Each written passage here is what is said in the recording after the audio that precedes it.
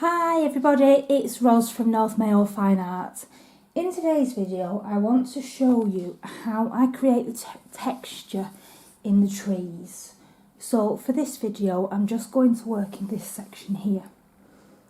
The first thing that I do is look at the reference photo and decide where the patches of sky are going to be. And as you can see in this area here, this area up here, I've left it white, and that's because I will be adding pale grey to it later on to give definition to the clouds that are behind the trees. But for this part of the video I'm just going to be working on the actual leaves themselves. Now I would recommend to anybody that's going to draw trees to make sure that your pencils are nice and sharp. As you can see, my pencils are lovely and sharp for this. There's the rest of the colours that I'll be using. And they're all nice and sharp, because if your pencil isn't sharp and doesn't have a nice point on it, and it's quite a dull lead, you're then missing areas where the tooth of the paper is. You're only going to be going over the top of the tooth, and you're not going to actually be getting colour into the tooth of the paper. And I think it's important, especially when you want to do texture for trees, that you need to get right into the tooth of the paper to make sure that there's no white left other than where you actually want it to be for the sky in the background. So what I'm going to do first is just lighten up these pencil lines a little bit. So I'm just going to get my pencil eraser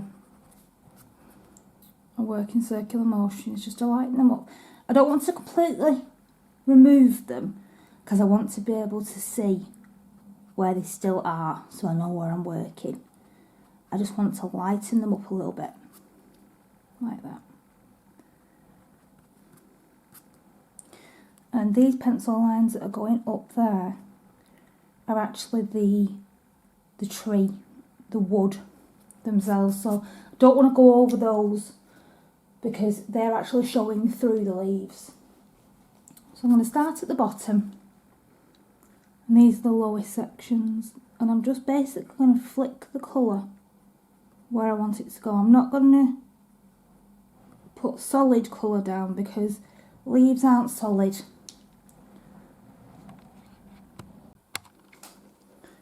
So we're going to just work along like this and just keep adding the colour.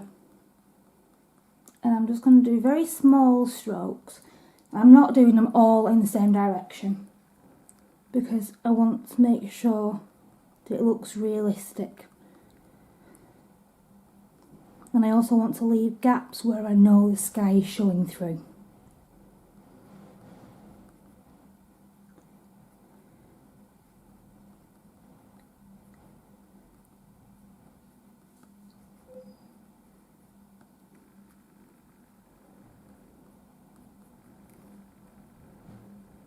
Now, as I said, I'm starting with the lightest colour first because, please excuse the dogs, they're playing.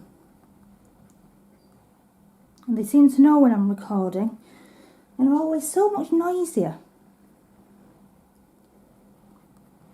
So, starting with my lightest colour first and just getting the lightest colour down so that I've got just a general idea of where the colour is actually going to be.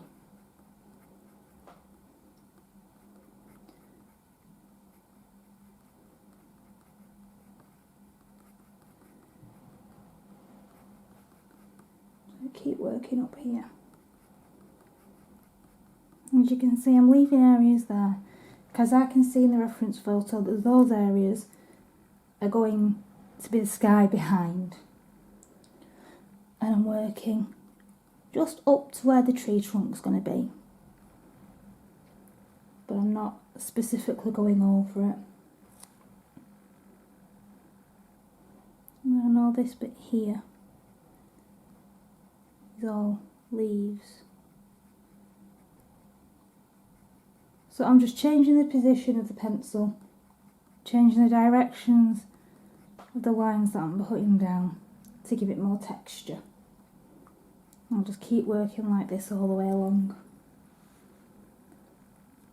I don't want to put too much pressure on the paper because I don't want to actually push the tooth of the paper down, because otherwise I won't get any more layers on it, and I want to add quite a few layers to this area because I'm using 8 different shades of green and a black for the shadows. So I just want to lay it down lightly at first, just so I've got an idea of where it's all going. Some of the leaves do of course go over the tree trunk.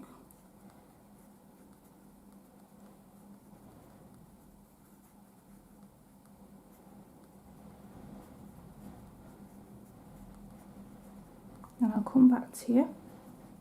I'll keep working on this bit and I'll come back to you once I've got a couple more layers down. So as you can see, I've added a couple more layers of colour to where the leaves are actually going to be. And I've also added a small bit of green gold just around the top of this section of the tree here, because there is actually some light reflecting off that area and I wanted it to look more golden than just green. So what I'm going to do now is I'm using a slightly darker green. This is chromium green opaque, and I'm now just going through and almost drawing half moon, backwards half moon shapes, just to add some more definition and some more depth into the piece.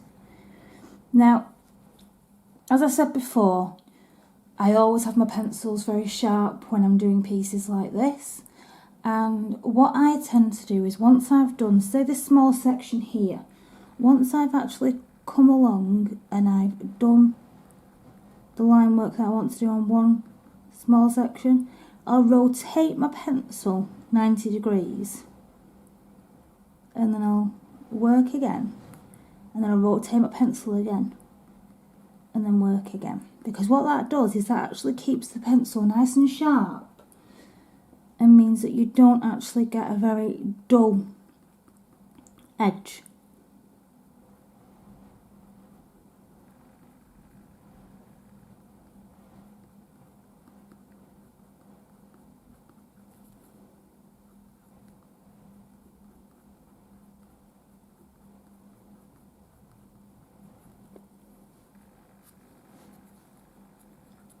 I'll come to this bit here. I'm just going to continue to add these lines. These are just going to add texture more than anything to the actual area.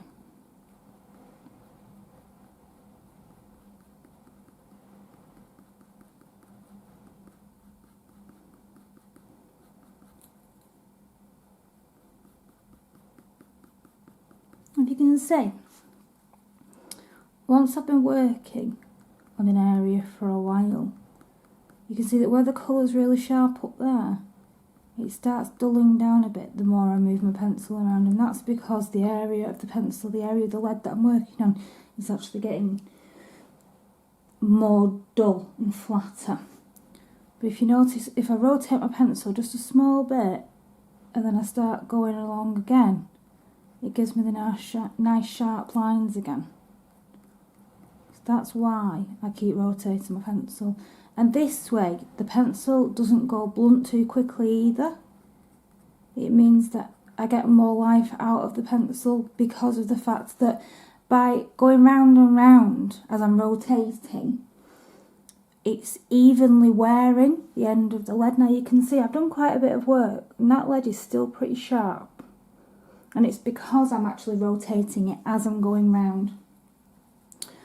So I'm just going to work on this bit. Now this bit here, I can see on the reference photo, is quite a bit darker than the rest of it. This bit is definitely cast in shadow. So I'm just going to apply a layer of this green just to give me an idea as to where this shadow actually is for when I want to lay down darker colours again. It's always a good idea to keep an eye out. Keep an eye on where your darker colours are going to need to go and work from there. So, and I can also see that coming along here, there's almost like a little shelf where it's very flat at the bottom and obviously darkest at the bottom, and then as it comes up it lightens up.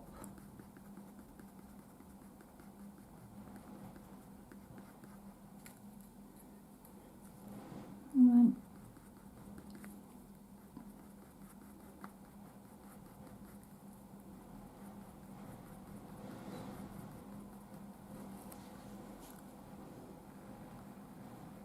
I'm not sure whether you can hear the wind or not, but we're in the middle of yet another stormy day. The wind's whistling, well, pretty much everywhere. A good day to stay indoors. So I'm just working my way up these sections of leaves, adding this darker green. I'm not putting it everywhere, I'm only putting it where the shadows are definitely going to be, where I know I'm going to end up putting the darkest colours down. I don't want to darken everything up, because if you darken everything up, you're then going to have problems lightening it again. It's much easier to work in lots and lots of very light layers using a light hand than it is to try and put down your very dark colours first. Realise you've made a mistake and try and lift it back off again, because it will not come off completely. It doesn't matter what you use to try and get it off, it will not come off completely. So it's always better to take your time and to work bit by bit. Working lots of light layers, because if you're working in light layers, it's easier to remove the lead with an eraser than if you push down really hard. You're never ever actually going to get all the pigment off. But if you're working very, very light layers, you can always then lift some back off if you need to. So that's just another bit of a hint for you there.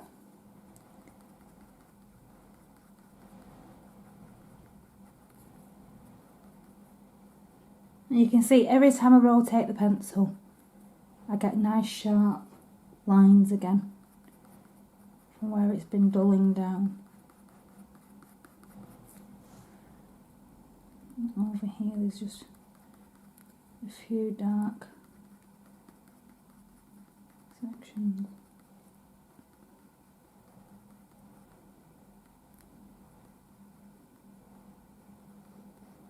Now, I'm constantly looking at my reference photo. You will always hear me say that now on every video that I make, that I'm constantly looking at the reference photo, because it's so important to keep an eye out on where your shadows and your highlights need to be.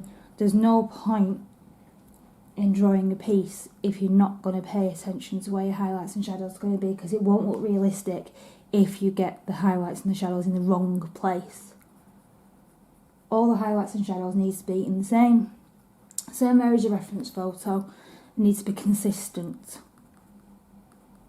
It's the same if you're actually making design up in your head and putting it down on paper. What you need to do is you need to decide on where your light source is going to come from. So say if it's an outside scene such as this one, you need to decide on where your light source. So if you want the light source to come from this side, and you want the light source to be coming down and hitting your trees at this angle, then it has to hit everything at that angle. Whereas if you decided that you wanted the sun to come from this side, everything would need to have the highlights on this side. And it's the same with an indoor piece. If you're going to draw a piece of still life or whatever it happens to be inside, you need to make a decision on where your light source is going to come from, and you need to stick to that, and all your highlights and shadows need to be in the right place. It's worth taking the time to properly think about it. Now, as you can see, there's a difference in these two tree trunks, and that's because I've added some black to this tree trunk to give you the shadow, because I will be continuing on this section, darkening up this section, and I wanted to make sure that my values were dark enough on this trunk so that I knew how dark the leaves around it needed to be. Whereas this section, I haven't added any shadow, and you can see the difference in the depth of colour. I've still got some more colour to add to this trunk, but this has got absolutely no shadow on it whatsoever yet.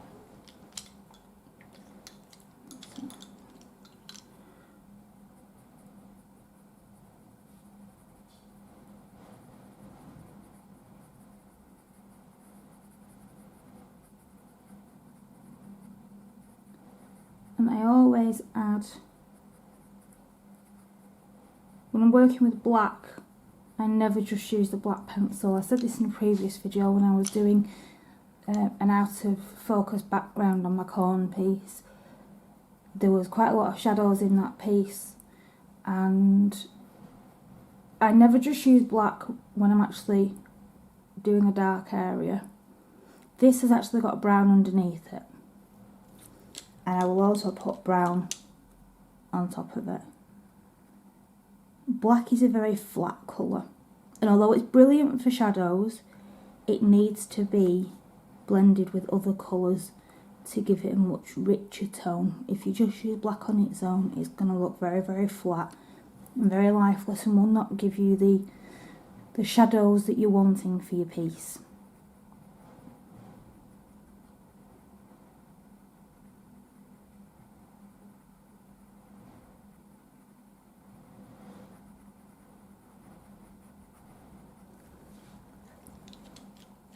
Now I'm going to come in again with a darker green and continue to work on these leaves, but I'm not actually going to be putting colour everywhere. As you can see, I'm just putting very small areas of the darker greens down.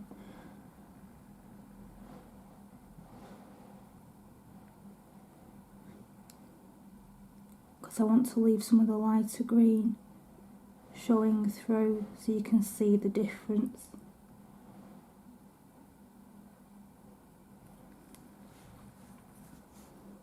Now I want this pencil to be to stay particularly sharp, because now I'm working on the detailed areas. I do not want it to look dull.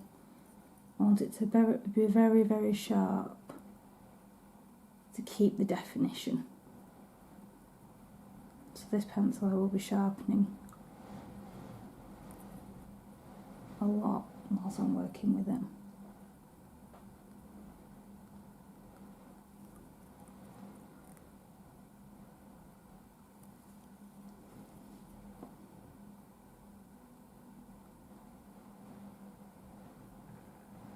Now I will keep working on this and I will come back to you in a bit. Now I've added my darker greens to it. What I'm going to do at this stage is add the very definite shadows over the whole area. And then once I've added the shadows, I can then work around those. But it gives me a better idea of the tones that I'm trying to achieve. So instead of starting at the bottom as I normally would, I'm going to start off at the top and work my way down. And I'm going to work in very small circular motions for this bit.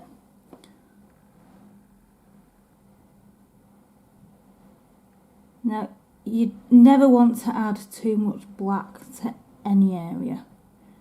It is very hard once you've got it on there to get it back off again. So this is the stage that you need to be really careful as to where you're actually putting it. And I will be constantly looking at the reference photo to make sure I'm getting it in the right place, because I do not want to have to try and get it back off once I've got it on. Another thing that I'm now going to start doing is wiping down my work a lot with my brush. This is just a 3-inch brush that I use. It's nice and wide and quite soft, and it's nice for just dusting off my work. So I'm now going to keep going and working very small areas at a time.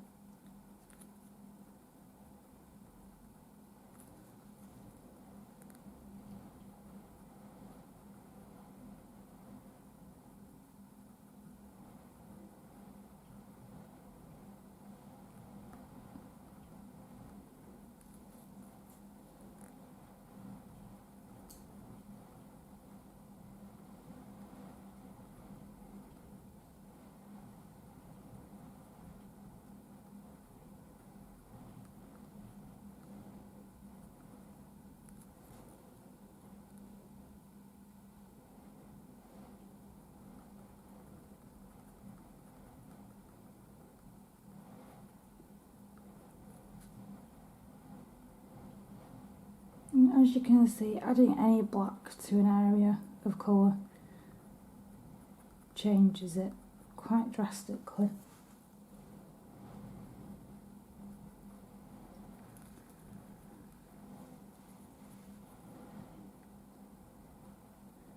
I'm not applying a lot of pressure when I'm doing this because I don't want to burnish the black onto the paper. I want to be able to add other colours over the top because just plain black like this is going to look quite dull. I will be adding browns and greens over the top of it.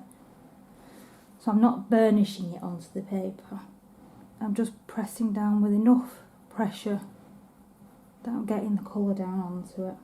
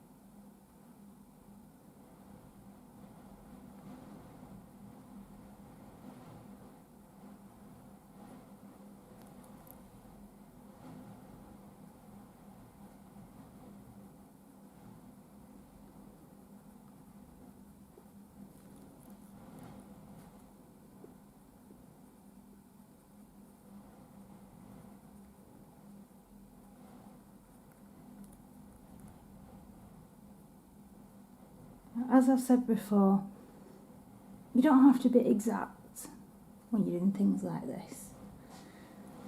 You don't have to have every single leaf exactly where it is in your reference photo.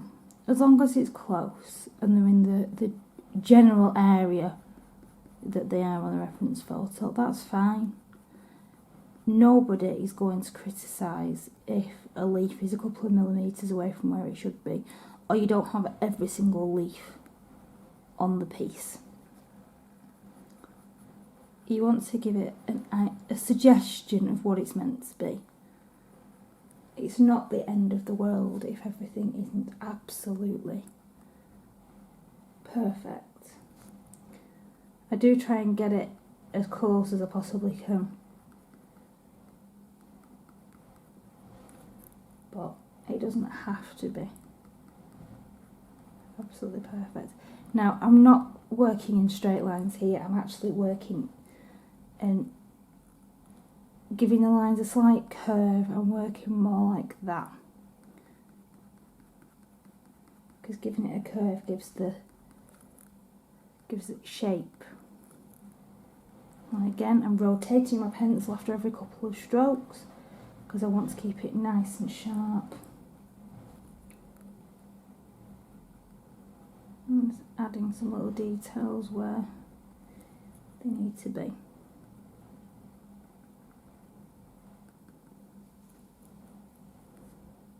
This area here, as I've said before, is a very dark area, which is why I put the darker green down in a clump here, because this is a very definite shadowed area.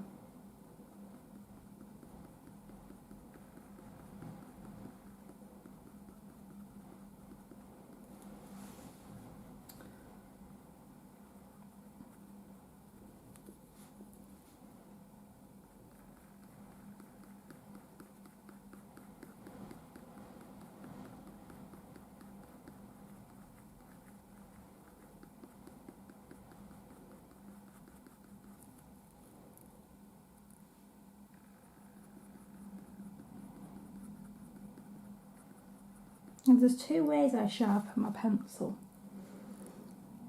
I have a handheld pencil sharpener that I use an awful lot.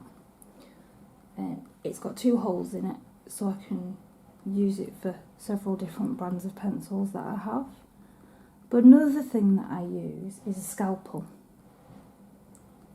And I actually find that the scalpel will give me a much better point on some of my pencils than sometimes a sharpener actually can achieve. Now, it's completely personal choice what you decide to use when you're sharpening your pencils. Some people wouldn't want to use a scalpel, but I prefer that method if I want to get a really nice point on certain brands of pencils. I use my scalpel very often for my Prismacolors because I find that when I'm sharpening my Prismacolors, they do tend to snap, but with the scalpel they don't. So I tend to sharpen my Prismacolors that way. As long as you're careful.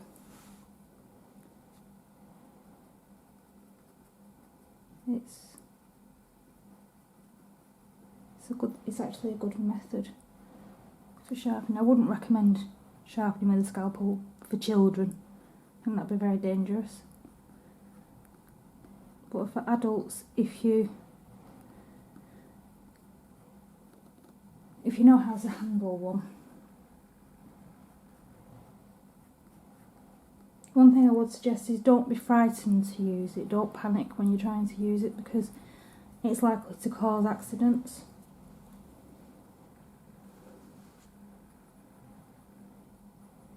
Now, this tree trunk here hasn't got any of the shadow on yet, so I'm going to work my way down, adding the shadow as we go.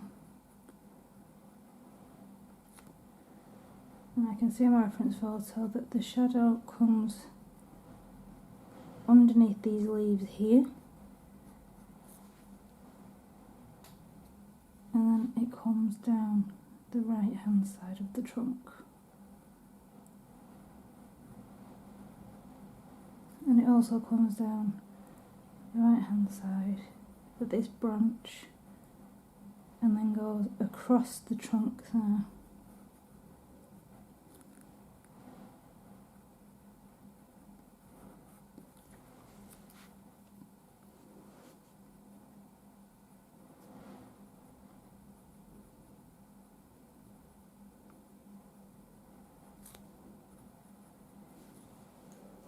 I'm going to add some more of the brown to this trunk to darken it up a bit.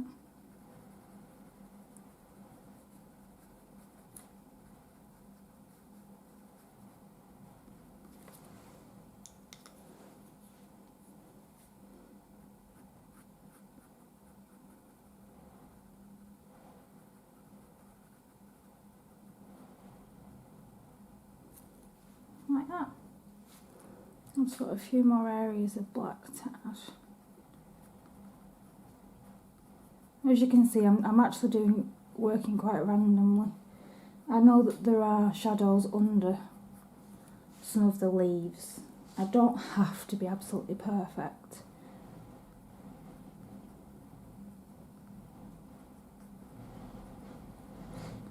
I'm going to come back to this one that I did the other day and add a bit more of the shadows to that because it's looking a little bit sorry for itself at the minute.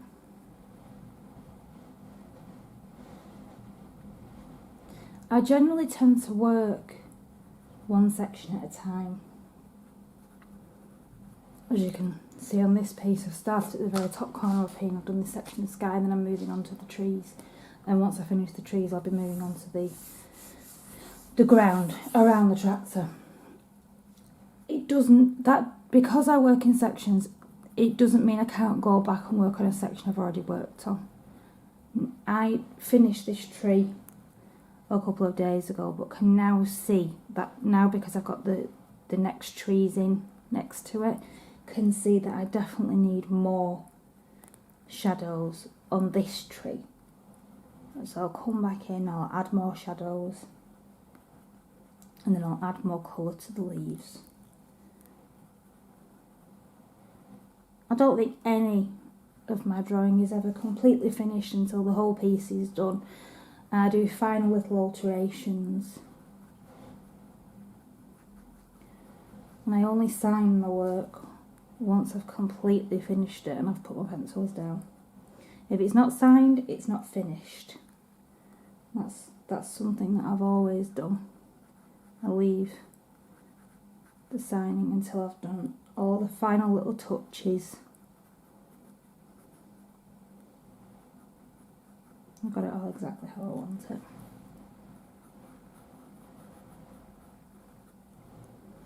So I am now going to carry on working on this tree and do some more shadows on this tree, and I shall come back to you once I've completed it all. So as you can see, I've added more shadows to this area, and I've added some more texture to the leaves just there, and I've added some more texture and just sharpened up the branches with the brown ever so slightly. And I've just got these couple left to do, and I'm just going to use the very point of this pencil just to give these branches definition, just here. And obviously with the blend into the leaves, so there's no definite start there. And there we go. If you've enjoyed watching this video, please click the subscribe button and give me a big thumbs up. And if you'd be interested in seeing more of my work, you can find me on Facebook, Instagram, Pinterest and Twitter by searching for North Mayo Fine Art. Thanks for watching.